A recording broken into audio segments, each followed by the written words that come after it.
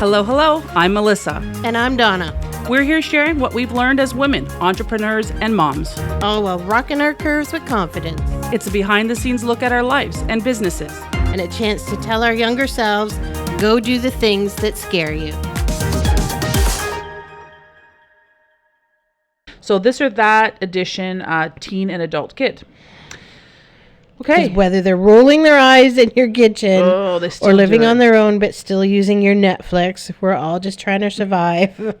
We're living with you and using your Netflix and rolling their eyes all at the same time. and your car, and eating your food, and using the high. Yeah. It's a hard one. It's a hard one, especially today. So, eye roll or silent treatment? Oh, what's more powerful in your house? From them or from me? I don't think I would notice silent treatment because everybody's doing their own thing. Eye roll? Oh, yeah. I see that eye roll.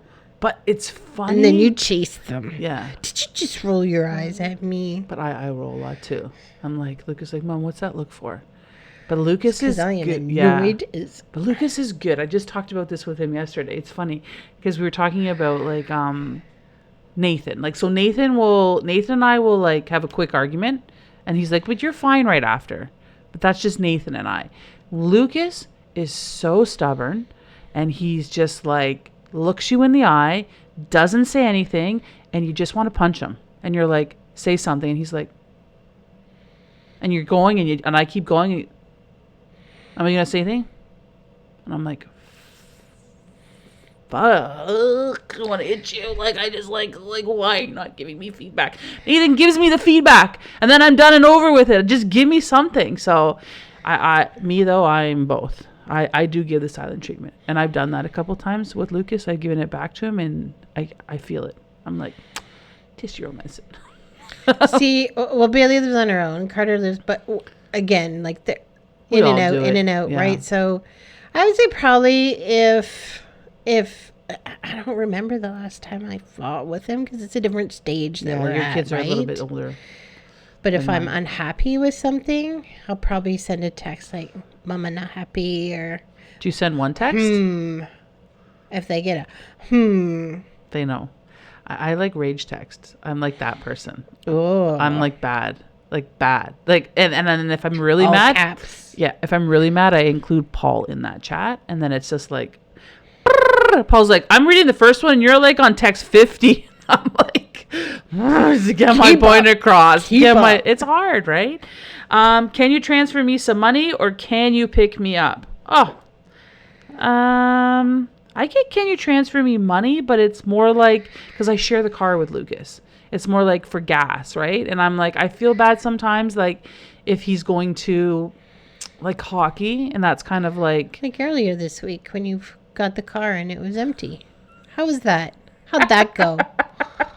Yeah, that wasn't good. That was like a rage text. That's a learning lesson right there. 100%. 100. Can you pick me up? I don't have that anymore. I will say this generation of kids are really good at Ubering. Yeah, Mike. No drinking and driving, Ubering. Yeah, my kids are great. And I love that for them. Yeah, it's great. Nathan's a Uber if he's not around, or he's a Luca drop me off. Luca's just doesn't drink because he doesn't put anything bad in his body because that's what he believes with hockey. Like yesterday we were at the store and I don't know what we were walking through and I'm like, something about this or that, and I'm like, and smoking weed, and he's like, no, I've never done that. I'm like, really? He's like, no, never done it. I'm like, proud of you. Nathan's been honest and said he's tried it, doesn't like it. Nathan will say, I'm going out tonight. My friend's driving. I'm drinking. He's like, I'm going out tonight. And when he drives, I know he doesn't drink. So, yeah, Nathan will definitely Uber. Lucas refuses to Uber. Lucas like, can I just borrow your car? I'm like, sure, take my car. Like, whatever. I don't fight the battle half the time. Text message check-in or random 3-word phone call? Which one warms your heart more? Text. Always text. They don't answer. Do your kids answer their phone? Yeah, they answer.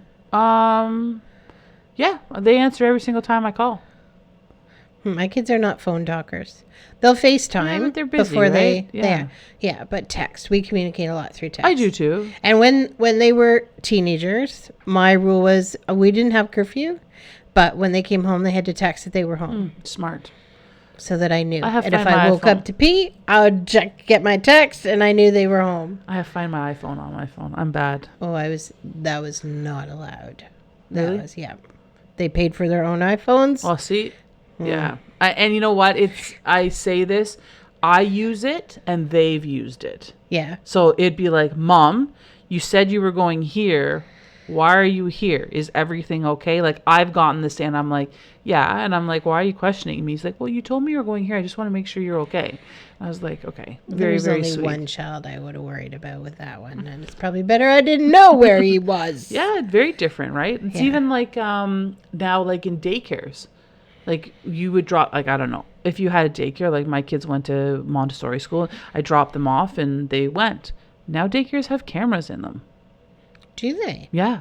So there's some daycares that you can actually watch your kid all day. I'm like, why would you want to do that? I don't know if I could be a mom with little kids nowadays. I think I would have a tracker on them all the time. And like, it's hard. I watched this video the other day and this mom was talking about different ways to put trackers on your kid. And I'm like, what? I know. Like in the shoe, over here. I'm like, that's nuts. That's nuts. Just like Tish, take my kid. No, I'm joking. Take him now. I don't want him. Laundry, mountain, or empty fridge. What's the sign that they've been home? Do your kids do their own laundry? Yeah. They do. Yeah. They have done their own laundry since grade school. Shut the front door. Really? Mm-hmm. Oh, my kids are laundry mountain in my house. I don't really have an empty fridge. I have a like food goes and I don't know where it goes, but my fridge is never empty. But laundry, I just yelled yesterday about laundry. And it's crazy because I said to Paul, the laundry needs to be switched. Can someone switch the laundry? And then the next day I went down and it was still the same. And I'm like, restart the washing machine because I need it fresh. And then I got up and I was like, shit, I didn't switch the laundry. I'm like, but I don't want to fold it in the dryer. Like I told you, I keep everything in my laundry room and sometimes I go down and it's just like everything's everywhere.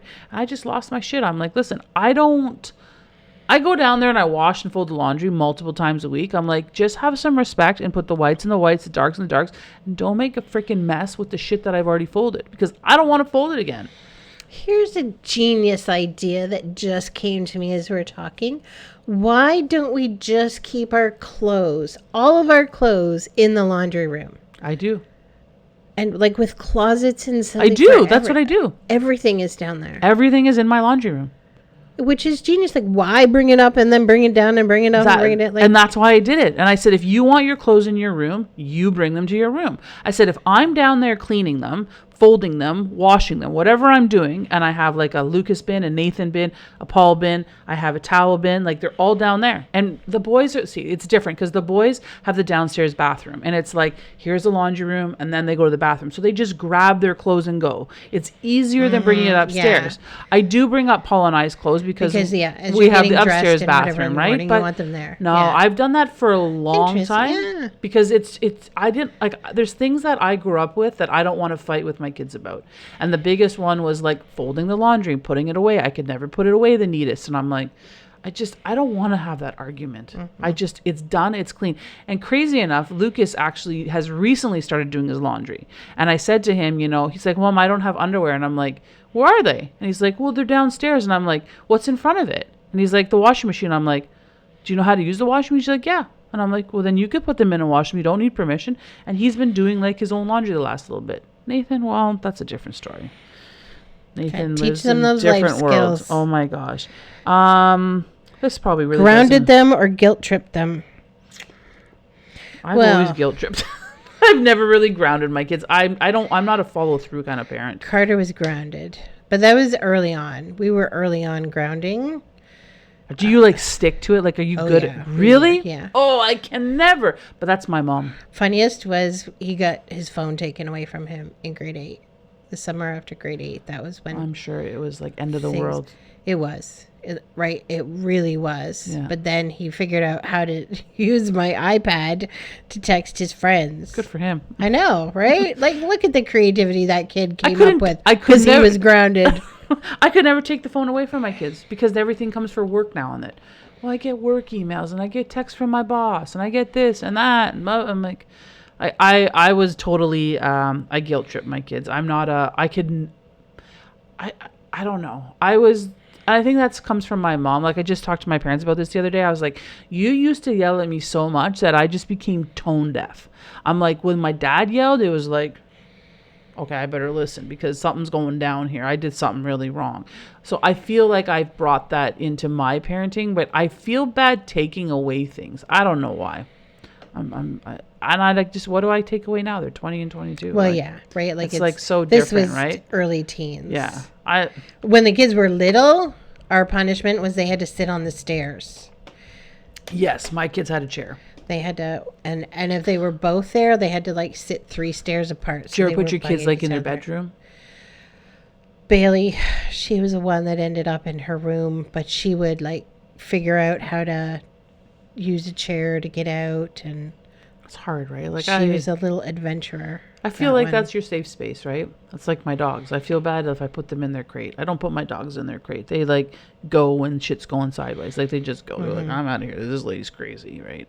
But funniest, I remember the kids were little, and they were down in the basement. The basement wasn't finished. I was on the main floor cooking dinner, and they're down in the basement, and we had like a big couple carpets set up. It was, like the half finished walls in new builds here, and it was so carpeted, but it's still all concrete that you see, and like the single lights hanging. Yeah. And they're playing with their big plastic playhouse, whatever it was, and whatever. And I'm standing there, and all I hear is all these cuss words coming out of them, like one, and then the other, then the other, and the other. And I'm like, and they had to been 4 and 6. Oh my gosh, that's even funny. 5 and 7-ish.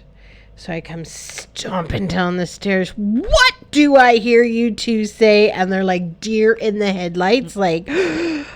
She heard me. It's like, get up into this bathroom. I am washing your mouth out with soap. Oh, yeah. So they're like coming up. They're petrified. And I got to follow through with it. I'm like, no, I'm into this. So there's a green bar of soap there. So I wet it. And I'm like, stick your tongue out. And Carter, he was like panicked. Oh, and he was like, will you take me to the hospital if I die? I'm like, I promise I will. Stick your tongue out. And I wash his tongue, and then I do Bailey's. She's like, is this green apple? Oh my gosh. It was so funny. Like, yeah. And then that was it. And they're like, did you have a swear jar? We had, if you said the fuck word, it was $20. Any other swear word was $1. So Carter made a lot of money off of his Pippi when they played cards, because Carter would always beat him, and Pippi would swear left and right. Like, I think he paid for his first year at university from his Pippi's money. But that was because, prior to kids, I was a total potty mouth. Total potty. I still am, as Sean you can used tell. to call me his trucker wife because I swore so much. But then when I had the kids, I stopped. I didn't swear until Bailey hit like 15. I was like, oh, I can breathe again. For sure. And I don't swear near as much now. Oh, I do, as you can I tell. did, I'm bad. then, but so that was kind of, it was how much each word cost. My kids swear when they talk to me sometimes, and then I'm like, sometimes I'm like Nathan. Mm-hmm. But then they know when to reel it in. I'm like, there's a time and place, right? Like, yes, there is a time and place. It's funny because I saw this thing about Will Smith when he was starting writing music, and he sent something to his grandma, and his grandma sent it back to him and said, you're an intelligent person. You don't need to use swear words to get your message across. And I was like, so if you look at all of it, and I'm like, right? Probably doesn't have a lot of swear now that you think about it. I know. The Fresh Prince. So it's always kind of stuck there in the back of my mind because, there is a time and a place and a feeling. Oh. Mom, I'm bored, or Mom, I'm busy. Which stings more these days? Mom, I'm busy. I think because I know you like to be with them. Yeah. I like, Lucas says he's bored, and then he goes and finds like a hockey or friends or something. But it's when they're busy and they don't take the time, I think it hurts a little bit, especially because they're adults.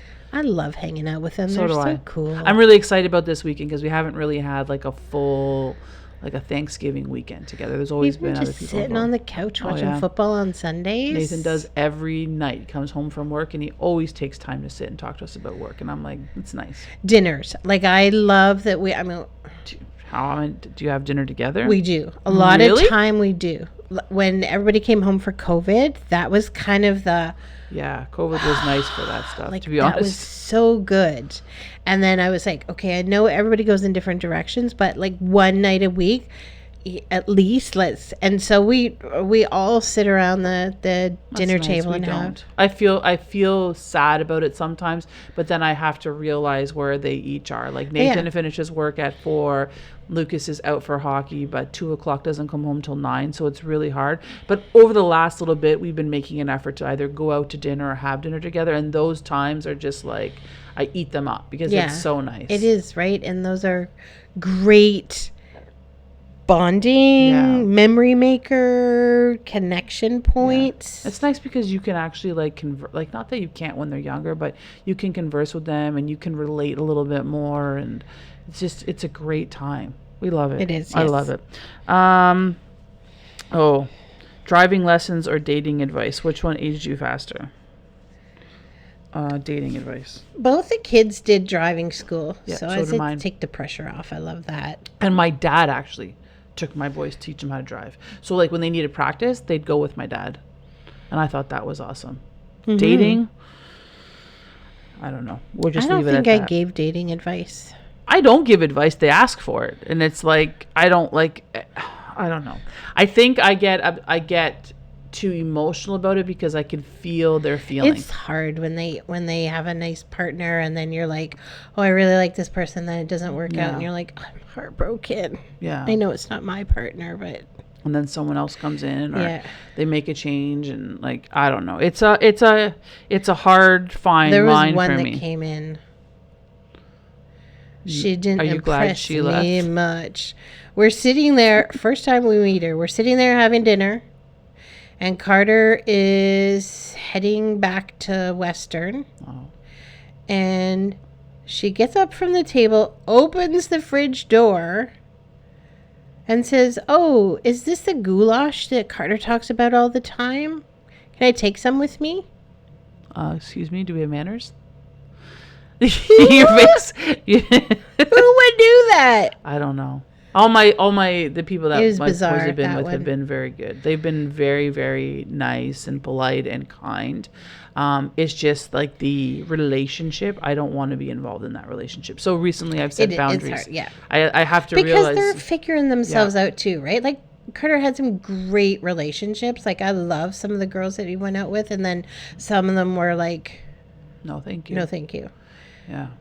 And it's nice to have people like you and my other girlfriend. And if I could have picked one for him, it would have been the one who he's with, because she's like, she's awesome. She is. She's very, very awesome. Silent car ride or oversharing car confessions. Which do you prefer? There's a time and place for each. Mm-hmm. Sometimes I need the silent car ride, but sometimes I like the conversations. Like I've been with Lucas, I say this so much more than Nathan in a car, just given his travel back and forth to hockey. When he's not sleeping, we do have a lot of good conversations. And I think it's made us a lot closer. But Nathan is just very open and honest about a lot of things. So he's always really shared, no matter if we were in the car or not. Mm-hmm. But, my kids are not oversharers. Really? Yeah, because they're afraid I'm going to tell someone. And I probably would. Probably. Mom, seriously. I was like, I'm sorry, I didn't know it was a secret. I'm suck at keeping secrets.